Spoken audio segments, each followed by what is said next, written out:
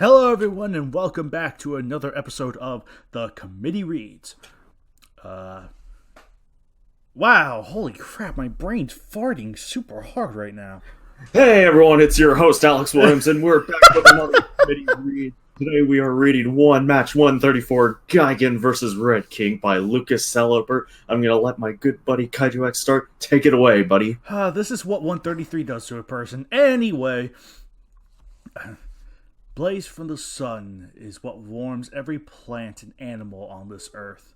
The same can be said for Kaiju. The snoring of the ogre known as Red King could be heard from miles around. Luckily, as at his location, there were no humans around to hear. Tucked in within the bedrock of a mountainous region he called home, Red King rested in the glow of the light. His massive torso raising up and down with each breath he took, happily dreaming of ripping off bat wings and taunting small pygmies. Just then, a dot rising over the sun cast an annoying shadow over the resting Red King. The sleepy monster raised his eyelid, barely even a foot, to stare at what had interrupted his sunbathing. Red King slowly rose to his feet. His glare was filled with enough anger to fill the canyon he rested in, even though he could barely see. Still furious, he roared. To a kaiju, this roar was like one of the most profane phrases imaginable. The tiny dot glinted against the sun, causing Red King to blink. Determined to see this annoyance, Red King pushed back the rays of the sun to catch a glimpse of this shadow. At the time, he would not be certain, but soon afterwards he would realize that the dot sharply dove to the ground in front of Red King. A swoosh, and a tower of dust rose up in front of Red King. He raised his arm to keep his eyes from being buffeted by the sandstorm.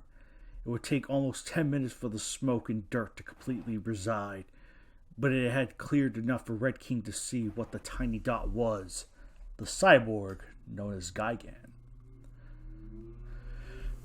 The exotic alien clashed its glistening size with its answer to Red King's backhanded comment, but before he could even stop roaring, Red King had rushed him. Gigan was tackled into a large boulder, falling forward into a slump. Gigan's tail began lashing out with its spiked tip, searching for Red King while he dug his face out of the rubble. Red King reached for Gigan's tail, but the spiked tip sliced his hand, blood spilling out. He really was a Red King now. Damn. Gigan, now standing, looked Red King directly in the eyes and shot his eye beam at him. Red King fell back, shaking the ground. Gigan moved over him to see if in fact he had killed the obnoxious creature. Pleased with himself, Gigan turned to leave. Gigan, anyway. Opportunity showing itself, Red King launched forward and plucked up Gigan's tail. Red King began to yank, but Gigan pulled back. The extraterrestrial began flying through the air with Red King still holding on. Red King started to climb up Gigan's tail. The duo began jerking through the air, Gigan unable to hold Red King's weight. So Gigan did the only thing he could do. There we go. He raised his right arm and brought it down on his own tail. Dang. Ichor ran Damn. down out of Gigan's bloody stump as Red King took a header into the dirt. Gigan flew back down to the ground next to the crying king. Gigan turned his eye to his leaking stump and shot his cluster beam at it. The cauterized stump immediately ceased its bleeding. Gigan now turned to Red King. Red King had gotten up and was beating his chest, not unlike another certain king. Red King ran over to get himself some stones. He berated Gigan with the heavy rocks, but Gigan simply sliced through them.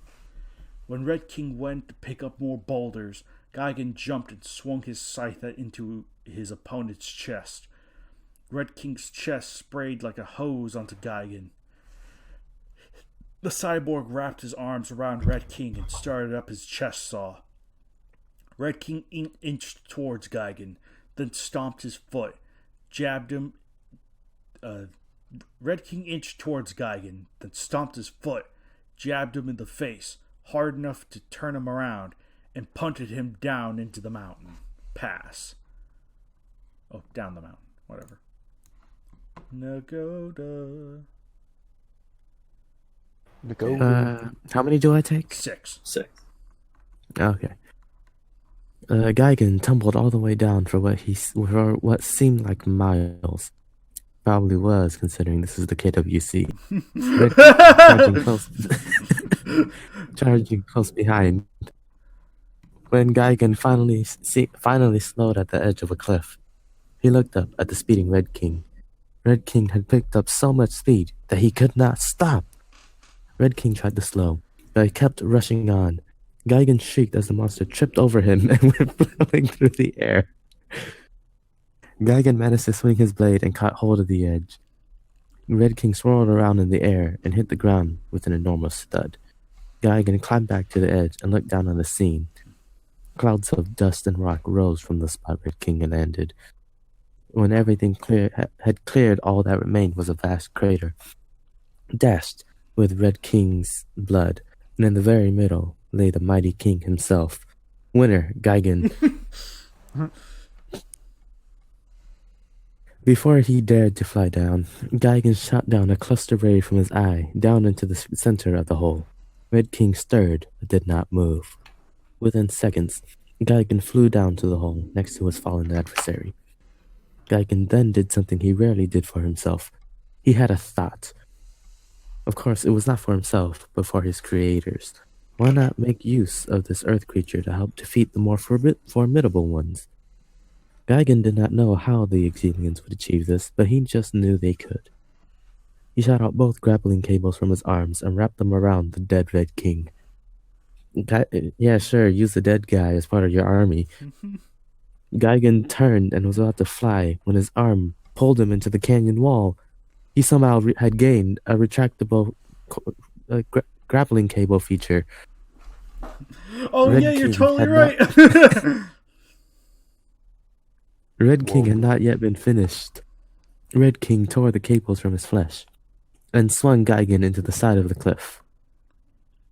Gigan cried out in pain as his shoulder shattered into hundreds of bone fragments. Red King charged headfirst into Gigan's other shoulder, pushing his body further into the mountainside. Sickening cracks of Gigan's ribs echoed all over the battleground. Gigan again cried in agony, choking up blood. In desperation, he swung out with his good arm to prevent further damage from Red King. Eventually, he got lucky and slashed Red King vertically on the chest. Again, the gore sprayed against Gigan. Red King backed off long enough for Gigan to fly away. Red King jumped like a neglected dog who longed attention, but could not reach Gigan. Gigan flew up and out of the canyon, looked back down on Red King, then flew out of sight. Red King stopped bouncing for a moment. Did the alien seriously just fly off? Did his foe really just fly up and run off? Really? This sent Red King into fits of rage. Really? Yes, Really? Really. Really? Ridley. Really? Ridley. Really? Ripley? Anyway. He roared, howled, and he dashed rocks into little pebbles. He broke gigantic holes into the mountain. Gigan, the supposed scourge of the galaxy, had just chickened out of a fight and left Red King bleeding in a hole. I mean, he does tend to do that. Red King slowed his breathing, like a tired child after a tantrum. But then, out of the corner of his eye, Red King caught a glint in the sky. Sure enough, there was Gigan, hovering, like the annoying sleep disturber he was. But he had something in his arms, a slab of stone almost twice his size, cut out of the mountain with his light ray, which he sped down onto Red King. With the collision of Red King's fist and the Mach 1 speed of a gigantic boulder, it would seem hours before the dust would clear. You'd think the boulder would win, but no. It was a dusty day, but it did not take long. It did not take that long for both monsters to recover. Red King crawled out of the shattered stones as Gigan floated to the ground. Gigan and Red King stood there, battered and bloody, glaring at each other. Red King practically leaking from his crisscross across his chest. His left forearm useless from being shattered by the incredible boulder, and his back stiff from the fall. Gigan could no longer feel or move his left shoulder, and his tail was cut off, and most of his ribs were fractured in half. Both of them heaved and panted. They inched forward to each other with death stares fixated to each other. Then they were off. Red King swung his fist at Gigan, but the cyborg was a learning creature, even though he was slowed by his ribs. Yes, he's a thinking animal. He ducked, and as he turned, slapped Red King's face. Red King bent by the knees and felt the blood pour down his legs. He turned and slapped Gigan in the beak, bending it back into his face. Gigan flew back into the dirt where Red King ran towards him. He stopped, however, when Gigan shot him in the chest with his cluster light ray. Red King jumped back at the burning in his chest. The cross wound opened more to the point of exposing his sternum. Gigan got up and flew at Red King. The reptile stopped flinching and headbutted Gigan right in the stomach. Wait, what? Now his ribs were practically dust. Gigan fell onto his fins. The cyborg sat up and judged the situation. He could not defeat Red King. He may not even have enough strength to get back home. Red King leaped at Gigan, while Gigan shot his cables one last time. They caught Red King by the shoulders and pulled him to the side. Gigan practically saw the glowing exit sign, or whatever Kaiju would see in such case, pass.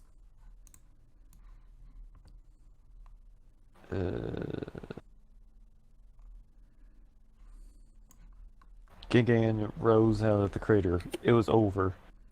He could be repaired back on the homeworld. Red King tore out of the cables too late. The alien was rising out of the crater. It was over. But then he looked around the crater. Maybe Gigan felt broken. No tail, no shoulders, no ribs, no dignity, no ass. He looked back down at the mighty beast. What he saw put him on edge. No. Surely he couldn't. But maybe Dick King picked up a stalagmite from one of the caves he dug. He rose it in his good arm and aimed it at Gigan. He had one shot. Gigan watched the spear slowly hurtle towards him. He had to hurry. The cyborg turned to pick up speed. He turned to look at how close it was. It was right there. Red King watched the javelin slice through Gigan's lanai. The alien hovered for a moment, then fell. He hit the edge of the canyon and spun towards the earth. Red King felt full of pride. Pass. Holy shit, you read that fast. Yeah, I know. The beast thought back to the pride he felt in the... Yeah, I'm reading that right. Spars he had with the space human, but Gigan had been more of a challenge than that. Red King walked to the spot where Gigan had fallen, but his walk soon turned into a grovel, then a crawl. When he had reached Gigan, he toppled over. Red King's blood had run dry. The mighty Red King's wounds had finally caught up with him. Gigan and Red King lay dead at the bottom of a large crater in the middle of nowhere. No one would mourn. No kaiju would think twice about them, but that's what Gigan gets for interrupting Red King's beauty sleep. Red King looked up into the sky just one last time. He looked at the sun, felt the warmth it gave the earth.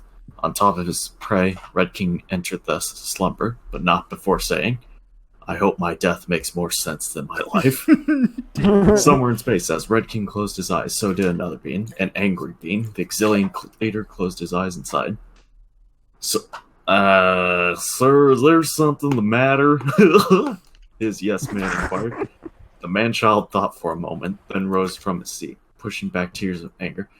know what? Screw it. I'm done. I don't even know what the hell that thing is. It's still got my cyborg. The Exilian leaders stormed down the hallway.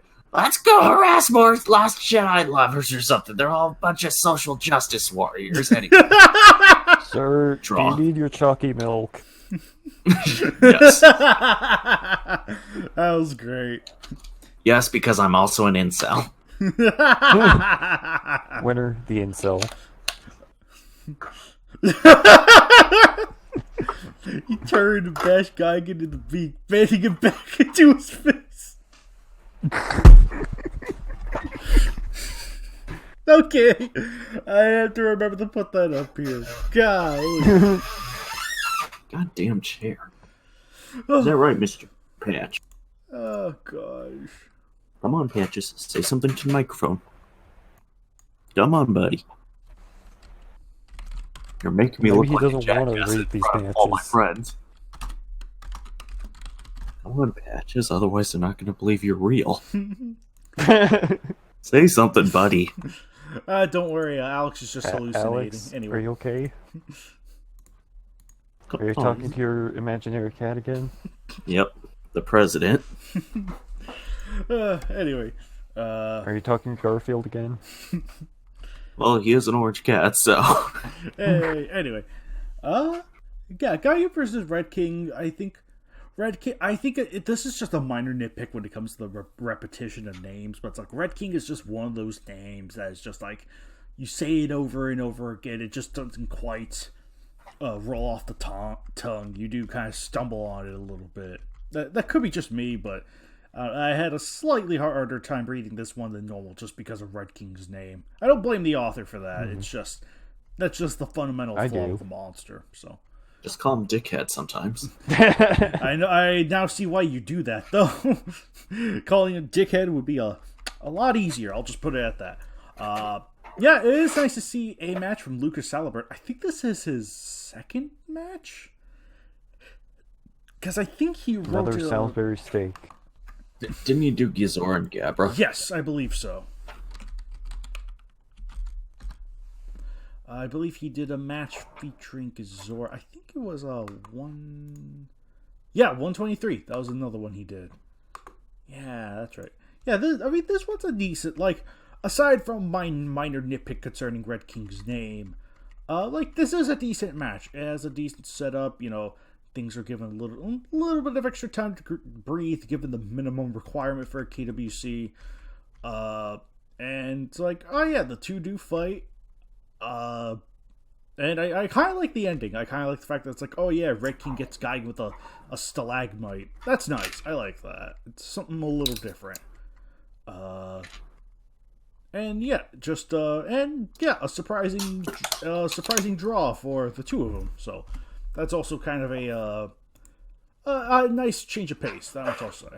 So even though Gigan seems to get more draws than almost anyone else. Keyword being almost. Well, okay, no, just two, but whatever. King Caesar. King Caesar gets a lot. I'll admit that. King Caesar and Jr. Those two get a lot. King Caesar Jr.? King Caesar Jr. Anyway. But yeah, no, I like this one fine. I think this does a decent representation for both monsters, and yeah, I think this one's perfectly fine. So, good job, Lucas. This is a solid one from you. So, anyway, Alex, what'd you think? I didn't care for it, but I will say, for being a dickhead, Red King can make a living by giving pleasure to other kaiju by shoving his head up other kaiju's holes. Gosh darn it. Oh my. Oh my.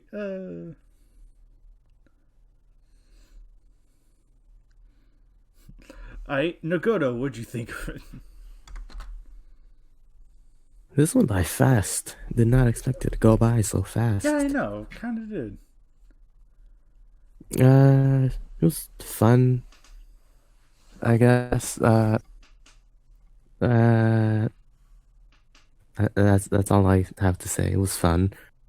Banner looks okay, I guess. Actually, The blur on Gigan's. I'll have to like Gigan looks fine, right? Like the image I think it looks fine. It's nice to see Gigan in a flying pose. We don't see that too often. But I do have to say the terrain's a little weird because I think the match is implied to be the Lawless Monster Zone, which would make sense since it's Red King. I don't know, the banner just doesn't quite sync up with it. It's like a desert terrain, but the match is like more mountainous island. It's a canyon. A canyon, yeah. I don't know, that could be just me. Yeah, that's what I think that's all I have to say. Zooming in on Gigan, he looks like me getting shredded cheese at 3 a.m.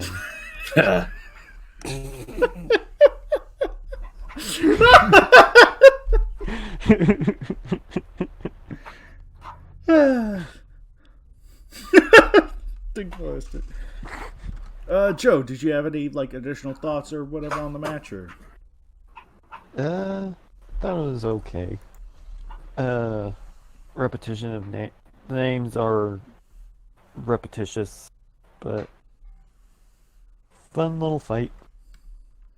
I like Gigan being the dumbass he is. Mm-hmm. I'm happy that the Exilian leader got his chalky milk.